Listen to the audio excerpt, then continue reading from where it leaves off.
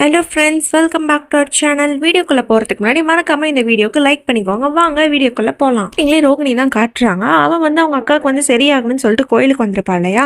அங்கே வந்து ஒரு கையில் வந்து மணி அடிச்சுக்கிட்டே இருக்கா. அவளால் சுத்தமாக முடியல. அப்பயும் வந்து அடிச்சுக்கிட்டு இருக்கா. அங்கே ஒரு பொண்ணு வந்துட்டு இந்த மாதிரி வந்து நீங்கள் கையில் வந்து தீபம் ஏற்றிட்டு நீங்கள் வந்து வேண்டிங்கன்னா அந்த வேண்டுதல் வந்து கண்டிப்பாக நடக்கும் அப்படின்னு சொல்லி ரோகிணியும் கை நீட்டு அவங்களும் அந்த விளக்கு எடுத்து அவள் கையில் வச்சிடுறாங்க. அவளும் வந்து அவங்க அக்கா எப்படியாவது சரியாயிடணும்னு சொல்லிட்டு ஒரு கையில் வந்து மணியும் அடிச்சிட்டு இருக்கா. ஒரு கையில் வந்து இந்த மாதிரி விளக்கும் ஏற்றி வச்சுட்டு இருக்கா. இங்க சீமாவே வந்து காப்பாற்ற முடியாதுன்னு சொல்லிட்டாங்களே, அதனால வந்து வென்டிலேஷன் வைக்க முடியாதுன்னு சொல்லிட்டு அந்த ஆக்சிஜன் மாஸ்க் எல்லாத்தையும் வந்து அவர்கிட்ட இருந்து கழட்டிட்டு இருக்காங்க. அதை பார்த்து பிரேமுக்கு வந்து ரொம்ப சோகமா இருக்கு. அது மட்டும் இல்ல, மொத்த குடும்பமும் ஒரு மாதிரி கஷ்டத்துல தான் இருக்காங்க. இங்க ரோகிணியை விடாம வேண்டிக்கிட்டே இருக்கா தன்னோட அக்கா குணமாகணும்னு சொல்லிட்டு. இங்க வந்து சீமா வந்து எந்த இம்ப்ரூவ்மெண்ட்டும் இல்லாதனால எல்லாருமே வந்து கஷ்டமா அங்கேருந்து கிளம்பலான்னு போறாங்க. திடீர்னு சீமாக்கு வந்து மூச்சு இழுத்து வருது. அதை பார்த்த உடனே பிரேமுக்கு வந்து அவ்வளோ ஒரு சந்தோஷம். மொத்த குடும்பமா ஆச்சரியமே பாக்குறாங்க. டாக்டருக்குமே ஆச்சரியமா தான் இருக்கு. உடனே ஆக்சிஜன் மாஸ்க்லாம் மாட்டுங்க, அவங்களுக்கு எல்லாம் ப்ரொசீஜரையும் சீக்கிரம் பண்ணுங்க அப்படின்ற மாதிரி சொல்லிட்டு இருக்காங்க டாக்டரும். இங்க ஒரு வழியா சீமா கண்ணு திறந்தாரா. கண்ணு திறந்தோடனே ரோகிணின்னு தான் சொல்றான். அங்க வந்து ரோகிணியை விடாம வேண்டிக்கிட்டு இருக்கா. ஒரு கட்டத்துல அவளை முடியாம போட்டு விழுகிற. கரெக்டா வந்து சித்தார்த் வந்து அவளை தாங்கி பிடிச்சிக்கிறான். பிடிச்சிட்டு அவன் கையை எல்லாத்தையும் பாக்குறான். ஒரு கையில வந்து தீக்காயம், இன்னொரு கையில ஃபுல்லா ரத்தம். ஏன்னா அவன் விடாம மணி அடிச்சுக்கிட்டே இருந்தாலையா. அதை பார்த்து சித்தார்த்தால தாங்க முடியாம அவன் கையில இந்த கச்சீஃப் எடுத்து அவ கையில கட்டி விடுறான். இந்த மாதிரி ரோகிணி எந்திரிமா எந்திரிமான்னு சொல்லி எழுப்புறா. அவ எந்திரிச்சோடனே அக்கா எப்படி இருக்காங்க அப்படின்றதான் கேட்கறா. சித்தார்த்துக்கும் என்ன சொல்றதுன்னு தெரியல. அப்ப கரெக்டா சித்தார்த்துக்கு வந்து கால் வருது. அது யாருன்னு பார்த்தா அவங்க அம்மா தான் கால் பண்றாங்க. அவங்களும் போன்ல ஏதோ சொல்றாங்க. அதை கேட்டு சித்தார்த் வந்து ஓ அப்படியா அப்படின்ற மாதிரி ஷாக்கா ரியாக்ஷன் கொடுக்குறாரு. அதை பார்த்துக்கு ரோகிணிக்கு வந்து பயமாயிடுச்சு. என்னாச்சு, அக்கா பத்தி என்ன சொல்றாங்க, அக்காவுக்கு ஓகே தானே அப்படின்னு கேட்டுட்டு இருக்கும் போது வந்துட்டு சித்தார்த் சொல்றான், நீ வேண கடவுள் வந்து உன் கை விடல, உங்க அக்கா வந்து எப்படியோ காப்பாத்திட்டாங்க, உங்க அக்காவுக்கு நினைவு வந்துருச்சு அப்படின்ற மாதிரி சொல்றான். இங்க ஹாஸ்பிட்டல்ல தான் காட்டுறாங்க. இங்க சீமாவை சுத்தி எல்லாரும் நின்றுட்டு இருக்காங்க. அதாவது ரோகிணி வந்து சீமா பக்கத்துல உட்காந்துருக்கா. டக்குன்னு வந்து சீமாவும் கண்ணை முழிக்கிறா. அதை பார்த்து பிரேம் உடனே சீமா பக்கத்துல வந்து உட்கார. பிரேம், ரோகிணி, சித்தார்த் எல்லாரும் ரொம்ப பயங்கரமா சந்தோஷப்படுறாங்க. அதாவது சீமாக்கு வந்து நினைவு வந்ததுனால. அவ உடனே கண் கலங்க. ரோகிணி வந்து அழுகாதீங்கக்கா, எல்லாமே சரியா போயிடும், நீங்க எதுக்கும் அழுகக்கூடாது, இப்ப பாருங்க உங்களுக்கும் எதுவாகலாம், நம்ம இழந்தது எல்லாத்தையும் நமக்கு திரும்பி கிடைச்சிருச்சு அப்படின்ற மாதிரி ரோகிணி சந்தோஷப்பட்டு சொல்லிட்டு இருக்கா. சீமா வந்து எனக்கு எல்லாமே தெரியும் ரோகிணி, நான் வந்து இந்த மாதிரி மயக்கத்துல இருக்கும்போது நீ பேசினது எல்லாமே எனக்கு கேட்டுட்டு தான் இருந்துச்சு, நீ பேசின எல்லாத்தையும் ஒன்னொன்னையும் நான் கேட்டுட்டு தாமா இருந்தேன் அப்படின்ற மாதிரி சொல்லிட்டு இருக்கா. உடனே ரோகிணி கேட்குறா, நீங்கள் எதுக்குக்கா இப்படி பண்ணீங்க, என்னை காப்பாற்றணும்னு நீங்கள் எதுக்கு நடுவில் வந்தீங்க அப்படின்ற மாதிரி கேட்டுட்டு இருக்கும் போது உடனே பிரேம் வந்துட்டு, தங்கச்சி கொண்டுனா அக்கா வரதான் செய்வா, அதே மாதிரி தான் நீ மட்டும் என்ன, அக்கா இப்படி இருக்கிறத பார்த்து நீ மட்டும் என்ன பண்ண, நீயும் அவளை காப்பாற்றணும்னு என்னமோ ட்ரை பண்ணன்ட்டு சொல்ல வர. ரோகிணி உடனே வந்து சொல்லாதீங்க அப்படின்ற மாதிரி தடுத்துடுறா. உடனே சீமாவும் என்ன ரோகிணி அப்படின்னு சொல்லிட்டு அவள் கை மேலே கை வைக்கலான்னு போகும்போது அவளுக்கு வலி வலிக்குது. ஏன்னா அவள் கை தான் சுட்டுருச்சு இல்லையா. அதை பார்த்துட்டு சீமா கேட்குறா, என்ன ரோகிணி இது என்னாச்சுன்ட்டு ஒழுங்கா உண்மையை சொல்லு, மறைக்காம சொல்லுன்ற மாதிரி அவளும் கேட்டுட்டு இருக்கா. உடனே சித்தார்த் வந்துட்டு நான் சொல்கிறேன் என்னாச்சு அப்படின்னு சொல்லிட்டு நடந்தது எல்லாத்தையும் சொல்லிடுறா. அதாவது ரோகிணி வந்து இந்த மாதிரி முட்டி போட்டு படிக்கட்டேறி கோயிலுக்கு போனது, இந்த மாதிரி விடாமல் மணி அடிச்சிட்டு இருந்தது, கையில் வந்து விளக்க வச்சு வந்து வேண்டிட்டு இருந்தது எல்லாத்தையும் வந்து சொல்லிடுறான். அதை கேட்டு சீமா ரொம்ப கஷ்டப்படுறா. அதை கேட்டு மொத்த குடும்பமும் ஷாக்காக பார்க்குறாங்க. ரோகிணி இப்படி ஒரு காரியத்தை பண்ணியிருக்காளா அப்படின்னு சொல்லிட்டு. பிரேமும் சொல்கிறான், அதனால தான் சீமா இன்னைக்கு நீ பொழைச்சிருக்க, ரோகிணி மட்டும் இல்லைன்னா நீ என்ன ஆயிருப்பனே, ரோகிணி மட்டும் இல்லைன்னா நீ என்ன ஆயிருப்பனே தெரியாது அப்படின்ற மாதிரி பிரேமும் சொல்லிட்டு இருக்கான். உடனே ரோகிணி சொல்கிறான், எங்கள் அக்கா கொண்டுனா என்னால் தாங்கிக்க முடியாது, அவங்களுக்காக நான் வந்து எந்த எல்லைக்கு வேணாலும் போவேன், ஏன்னா எனக்கு வந்து எங்கள் அக்கா தான் எல்லாமே அப்படின்ற மாதிரி ரோகிணியை வருத்தப்பட்டு ஒரு மாதிரி சந்தோஷமாக தான் பேசிக்கிட்டு இருக்கா. அந்த இடமே சோகமாக இருக்கும்போது மனோரஞ்சனி திடீர்னுட்டு, இங்கே பாரு சீமாவும் ரோகிணியும் சேர்த்து இந்த வேலுவே வந்து ஒரு பந்து அடிச்சிட்டாங்க, அந்த இடத்துல பார்த்து இவங்க ஹீரோவாக இருக்காங்க, இன்னைக்கு வந்து தங்கச்சி இந்த காரியம் பண்ணி சூப்பர் ஹீரோ ஆயிட்டா அப்படின்னு சொல்லிட்டு என் குடும்பத்தையே சிரிக்க வச்சுட்டு இருக்காங்க. உடனே பெரிய பாட்டியை வந்து ரோகிணியை வந்து பாராட்டுறாங்க.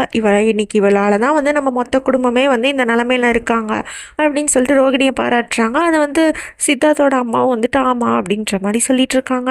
உடனே அஞ்சலி அழுகிறான். அது பிரேம் வந்து வாங்கி சீமா கிட்ட கொடுக்குறான், நீ இல்லாமல் நம்ம பொண்ணு ரொம்ப கஷ்டப்பட்டுட்டா அப்படின்ட்டு. அடுத்த நாள் ஆகுது. மொத்த குடும்பமும் சீமாவை ரொம்ப நல்லா பார்த்துக்கிறாங்க. அதாவது ஜூஸ் கொடுக்கறது அப்படி இப்படின்ட்டு வந்து அவள் நல்லா வந்து டேக் கேர் பண்ணிக்கிறாங்க. பிரேமும் வந்து நம்ம சீமா கூடயே இருந்தாக்கு எல்லா விஷயத்தையும் அவன் பண்ணிட்டு இருக்கான். அதாவது குங்குமம் கூட அவளால் வைக்க முடியல, இவன் தான் குங்குமம் வச்சு அவளுக்கு தாலியெல்லாம் மாட்டி நல்லபடியாக பார்த்துக்கிறான். இந்த மாதிரி மொத்த குடும்பமும் சீமாவை நல்லா பார்த்துக்கிறாங்க. அப்போ தான் பிரேம் வந்து இந்த மாதிரி சீமா கிட்ட சொல்கிறான், நீ தான் என்னோட இந்த உலகத்தில் கிடைச்ச எனக்கு மிகப்பெரிய சந்தோஷம், உனக்கு ஒன்றுனா என்னால் தாங்கிக்க முடியாது அப்படின்ற மாதிரி அவனும் மனசு விட்டு பேசிகிட்டு இருக்கான். சீமாவும் அப்படியெல்லாம் பேசாதீங்க, நான் ஒருபோதும் உங்களை விட்டு இந்த மாதிரி எங்கேயும் போக மாட்டேன் அப்படின்ற மாதிரி பேசிகிட்டு இருக்காங்க ரெண்டு பேரும். டாக்டரும் வந்து சீமாவை செக் பண்ணிவிட்டு இப்போ அவங்க உடம்பு நல்லா தான் இருக்குது, ஆனால் ஒரு 2 நாள் மட்டும் ஹாஸ்பிட்டலாக தான் ஒரு அப்சர்வேஷனுக்காக அவங்க இங்கே இருக்கட்டும், அப்போ தான் அவங்களுக்கு பெட் ரெஸ்ட் கிடைக்கும் அப்படின்ற மாதிரி டாக்டர் சொல்கிறாங்க. சீமா வந்து இல்லை டாக்டர், நான் வீட்டுக்கு போகிறேன், நான் வீட்டிலேயே நல்லா ரெஸ்ட் எடுப்பேன், இவங்க எல்லாம் இருக்காங்களே இவங்க எல்லாம் நான் நல்லா பார்த்துப்பாங்க, ஒரு வேலையும் செய்ய விடாமல், அதனால் நான் வீட்டுக்கே போகிறேன் அப்படின்ற மாதிரி சொன்னோடனே டாக்டரும் வந்து ஓகே உங்கள் இஷ்டம்தான், உங்களுக்கு இவ்வளோ அன்பு கிடைக்கும் போது நீங்கள் வீட்டிலே இருந்துக்கலாம் அப்படின்ற மாதிரி சொன்னோடனே ரோகிணி வந்து ஆமாம்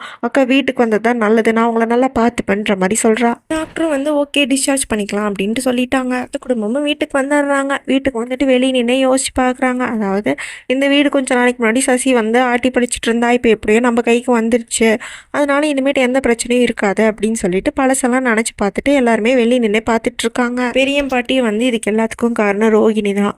அவன் இன்னைக்கு பண்ண காரியத்தினால தான் இந்த வீடு நமக்கு திரும்பி கிடச்சிருக்கு அப்படின்ட்டு வந்து ரோகிணிகிட்ட பேசிகிட்டு இருக்காங்க. ரோகிணி சொல்கிறா, இதை நான் எனக்காக பண்ணல பாட்டி, இதுக்காக தான் பண்ணேன், உங்கள் சந்தோஷக்காக தான் நான் பண்ணேன் அப்படின்னு வந்து அவளும் சொல்லிட்டு இருக்கா.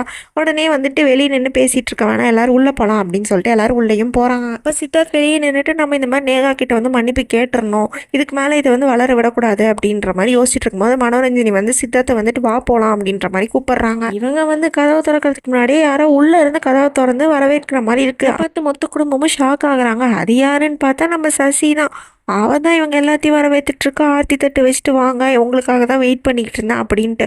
இவன் வந்து திரும்பி அந்த தாலி குங்குமத்தெல்லாம் வச்சுக்கிட்டு நின்றுட்டு இருக்கா. உடனே பிரேம் வந்து கோவப்பட்டு நீ இங்கே என்ன பண்ணுற அப்படின்ற மாதிரி கத்திக்கிட்டு இருக்கான். ரோகிணி வந்துட்டு எவ்வளோ தைரியம் தான் நீ இந்த வீட்டுக்குள்ளே திரும்பி வருவேன், இந்த வீடு தான் இப்போ வந்து பரத்வாஜ் பேர்லேயே திரும்பி வந்துச்சுல, அப்புறம் என்ன தைரியத்துக்கு நீ இங்கே வந்திருக்க, இங்கேருந்து ஃபஸ்ட்டு நீ வெளியே போ அப்படின்ற மாதிரி ரோகிணி வந்து சசியை வெளியே தள்ளி விட்டுறா. பெரிய பாட்டி வாங்க வீட்டுக்குள்ளே போகலான்னு சொல்லி எல்லாத்தையும் கூப்பிட்டு போகிறாங்க. அப்போ இந்த மனோரஞ்சனி வேணும்னே சசியை திரும்பி இடிச்சு விட்டு போகிறாங்க. அதை பார்த்து பவியும் உமாவும் நாங்களும் இடிக்கிறோம் அப்படின்னு சொல்லிட்டு அவளை இடிச்சுட்டு போகிறாங்க. இங்கே ரோகிணி வந்து சசி கிட்ட சொல்லிட்டு இருக்கா, திரும்பி இந்த வீட்டுக்குள்ளே நீ வரணும்னு நினைக்காத, உன்னோட கதை வந்து முடிஞ்சிருச்சு, இது இந்த வீடு இனிமேட்டு வந்து பரத்வாஜ் ஹவுஸ் தான், இனிமேட்டு நீங்கள் வரணும்னு நினச்சினா அவ்வளோதான் அப்படின்னு சொல்லிட்டு கதவை சாத்த பார்க்குறா. திடீர்னு வந்து சசி வந்து கதவை திறந்துட்டு நீ சொன்னது சரிதான் ரோகிணி, உனக்கு எந்த அளவுக்கு இங்கே உரிமை இருக்கோ அதே உரிமை எனக்கும் இருக்குது, ஏன்னா நானும் இந்த வீட்டோட பொண்ணு தான், நானும் மிஸ்ஸஸ் பரத்வாஜ் தான் அப்படின்னு சொல்லிட்டு அவனோட புருஷன் கையை பிடிச்சி நின்றுக்கிறான். அதை பார்த்து அவங்க மாமியார் வந்து நீ ஃபஸ்ட்டு இங்கேருந்து வெளியே போ, திரும்பி உன் ட்ராமாவை ஸ்டார்ட் பண்ணாத அப்படின்னு சொல்லிட்டு இருக்காங்க. பெரிய பாட்டியும் வந்துட்டு போதும் சசி உன் ட்ராமாவை நிறுத்து, ஃபஸ்ட்டு நீ இந்த வீட்டை விட்டு வெளியே போ, இவ்வளோ நாள் வந்துட்டு உன் பேச்சை நாங்கள் கேட்டுட்டு இருந்தோம், ஏன்னா அப்போ சூழ்நிலை அப்படி, இப்போ இந்த வீடு எங்கள் பேருக்கு வந்துருச்சு, அதனால நீங்கள் இருந்து வெளியே போய் தான் ஆகணும் அப்படின்ற மாதிரி பெரிய பாட்டி சொல்லிட்டு இருக்காங்க. உடனே சசி ஓ அப்படியா வக்கீல் சார் வெளியே வாங்க அப்படின்ற மாதிரி கூப்பிட்டுட்டு இருக்கா. மொத்த குடும்பமும் ஷாக் ஆகி பார்க்குறாங்க, என்னது வக்கீலா அப்படின்ட்டு. உடனே அவர் வந்துட்டு இந்த மாதிரி சசி வந்து இங்கே தான் இருப்பாங்க, அவங்க எங்கேயும் போக முடியாது அப்படின்ற மாதிரி சொல்கிறாங்க. உடனே சித்தார்த் கோவப்பட்டு இது எங்கள் வீடு, யார் இருக்கணும் நாங்கள் தான் முடிவு பண்ணணுன்ற மாதிரி சொல்கிறோம். உடனே வக்கீல் சார் சொல்கிறாரு இது வந்து உங்கள் வீடு தான், ஆனால் இவங்க இங்கே தான் இருந்தாகணும், ஏன்னா இது உங்கள் வீட்டு மருமக அப்படின்ற மாதிரி சொல்கிறாங்க. இங்கே பாருங்கள் அவங்களோட மேரேஜ் சர்டிஃபிகேட்டுன்ற மாதிரி காமிச்சிட்ருக்காரு. அந்த பேப்பர்ஸை வந்து பிரேமும் சங்கல்ப்பும் மாற்றி மாற்றி பார்க்குறாங்க. பிரேமும் சொல்கிறான் இதுக்கு மேலே வேறு வழியில் பாட்டி இவங்க தான் தங்கி ஆகணும் அப்படின்ற மாதிரி சொல்கிறான். இங்கே சசியும் வந்து அவன் புருஷனை வம்பிழுத்து நான் மேலே போய் ரெஸ்ட் எடுக்கிறேன்னு போயிடுறான். பாட்டி வந்து விடுங்க என்னைக்காவது ஒரு நாள் இவன் வெளியே போகிற நிலமை வந்து தான் ஆகணும் அப்படின்ற மாதிரி சொல்கிறாங்க. பாட்டி வந்து அதை விடுங்க, இங்கே ஒரு முக்கியமான வேலை இருக்குது, அது முடிச்சாதான் எனக்கு வந்து மனசு திருப்தியாக இருக்குன்ற மாதிரி சொல்கிறாங்க. எல்லாரும் என்னடா அப்படின்னு பார்த்துட்டு இருக்கும் போது இந்த மாதிரி ரோகிணிகிட்ட போயிட்டு நீ இழந்தது வந்து உனக்கு திரும்பி கிடைச்சாகணும் ரோகிணி அப்படின்னு சொல்கிறாங்க. இப்போ மனோரஞ்சினி வந்து இந்த மாதிரி தாலி எடுத்துகிட்டு வராங்க. பெரிய பாட்டி வந்து இதை கட்டுப்பா, நீ இது ரோகிணி கட்டு, அப்போ தான் கல்யாணம் வந்து நிறைவான மாதிரி இருக்கும் அப்படின்ற மாதிரி சொல்கிறாங்க. சித்தார்த்தால் அதால் கட்டவே முடியல, ஏன்னா அவன் தான் ரோகிணிக்கு துரோகம் பண்ணிட்டாலையா, அதனால் அவனுக்கு ஒரு மாதிரி கில்ட்டாக இருக்குது. அவனுக்கு திரும்பி திரும்பி இந்த மாதிரி நேகாவோட இருந்தது தான் அவனுக்கு ஞாபகம் வந்துக்கிட்டே இருக்கு. அவனும் கட்ட போகிறான், முடியல, ஒரு கட்டத்தில் வந்து இல்லை என்னால் முடியாது அப்படின்னு சொல்லிடுறான். மற்ற குடும்பமும் பார்த்து ஷாக் ஆகுறாங்க. ரோகிணிக்கெல்லாம் அது இன்னும் ரொம்ப ஷாக்காக இருக்குது. ஓகே இதோட முடிச்சுக்கலாம். இதுக்கப்புறம் என்ன ஆகும்னு சொல்லி நம்ம நெக்ஸ்ட் பார்ட்டில் பார்த்து தெரிஞ்சுக்கலாம். அது வரைக்கும் பாய் ஃப்ரெண்ட்ஸ்.